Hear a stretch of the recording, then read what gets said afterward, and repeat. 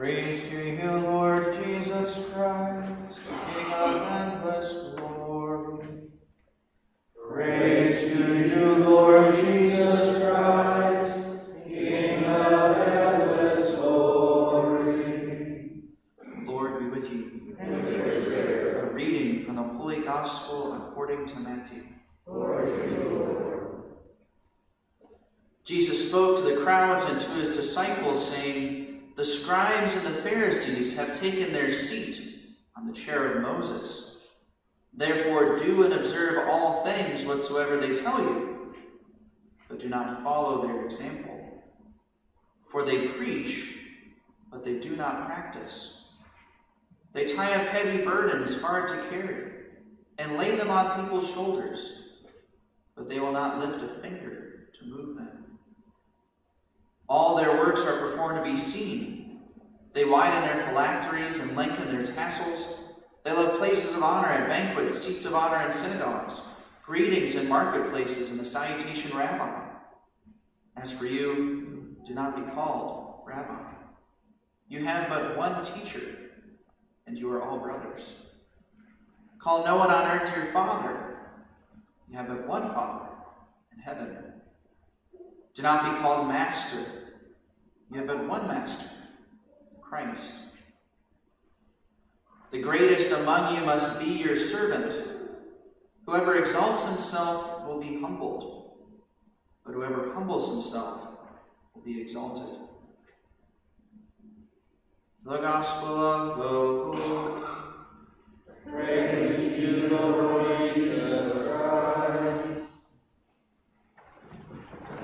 There's a couple of interesting things about the Gospel this morning, and it's a little bit of a review if you were at Mass for the chair of St. Peter. But this passage in the Gospel of Matthew, Jesus talks about the chair of Moses. And he tells the disciples that they should obey what the Pharisees teach, even though they should not follow their example, because they are hypocrites. And he says it's because they sit on the chair of Moses. The Greek word is cathedra. It's where we get the word cathedral from. It's where when we say the Pope speaks infallibly, he speaks ex cathedra. He speaks from the chair.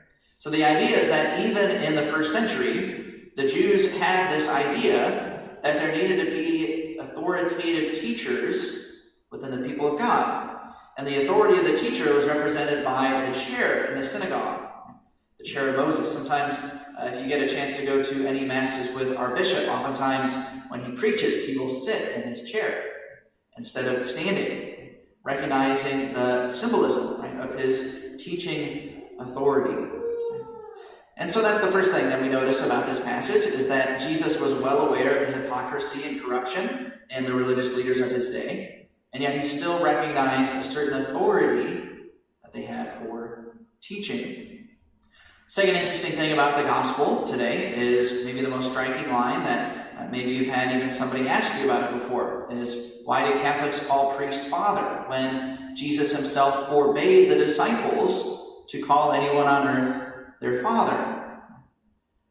What was Jesus saying here? Well, first of all, Jesus was using a technique called hyperbole or exaggeration. Right? He did this often in his ministry. One of the famous examples was when he was giving the Sermon on the Mount, and he was talking about how much we should try to rid ourselves of our sin. And he said, if your hand causes you to sin, you should cut it off. Or if your eye causes you to sin, you should pluck it out. Obviously, Jesus did not mean that literally. He was using hyperbole or exaggeration. And he was doing the same thing here, recognizing that many of the Pharisees and the Sadducees of his day, because they had the authority in the synagogues, they used it to lord over people. Jesus wanted to make it clear to his disciples that in his church, even though they would be leaders, they must not lord it over people, which is why he says, whoever exalts himself will be humbled, and the greatest among you must be your servant. Teaching them to see leadership not as a privilege, but as an act of service and sacrifice. And we can actually know this for sure because elsewhere in the New Testament, Jesus' disciples, they refer to themselves as fathers. St. Paul says that he has become a father to the people of Colossia. St. John writes letters, and he acknowledges the rabbis of the synagogue by calling them fathers. St. Stephen, the very first martyr in the church, when he was addressing the religious leaders in the temple who were corrupt, he called them fathers. So obviously, if Jesus meant this as a universal command, then apparently his disciples didn't understand. And if any Christians ever try to throw this at you, that's all you really have to point out to them. Some of those things in the New Testament, or maybe even, some of the practices we have. Maybe we shouldn't be celebrating Father's Day, right? If you want to take it to that big of an extreme. So that's the second thing. The last thing about these readings today that I think is just good for us to ponder is that there's a very clear theme in the first reading and in the gospel today. In the prophet Isaiah, Jesus said, "Hear the word of the Lord, princes of Sodom. Listen to the instruction of our God, people of Gomorrah." Who was Isaiah prophesying to in those days? I'll give you a hint. It wasn't Sodom and Gomorrah. They already didn't exist. Isaiah was preaching to the religious authorities in Jerusalem. And he was acknowledging that it had become so corrupt that they might as well just call themselves Sodom and Gomorrah. And then, of course, in the gospel, Jesus is acknowledging the corruption of the Pharisees and the Sadducees.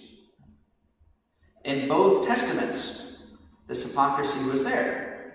And even in the New Testament, even after Jesus established his church, there was still, at times, hypocrisy and corruption in the religious leaders.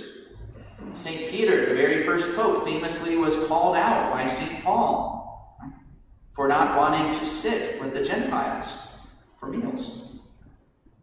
There has always been corruption and hypocrisy in the leadership of the church. And no wonder. It's because the church is where everything that truly matters takes place. And so the devil is always trying to bring the church down. And what better way to do that through the church's leaders? It's just important for us to remember this because obviously in our modern day, we're not strangers to corruption in the church. And sometimes people think that that means maybe the church is not really what we thought it was. Maybe it's actually not the church that Jesus founded. How could that be so if there's so much corruption? It's good to remind ourselves that literally all throughout the entire Bible, God was criticizing the religious authorities because more often than not, they were failing in their responsibilities. So we should not be scandalized by that today, and we should be grateful when we have religious leaders who are authentic and who are legitimately saintly people.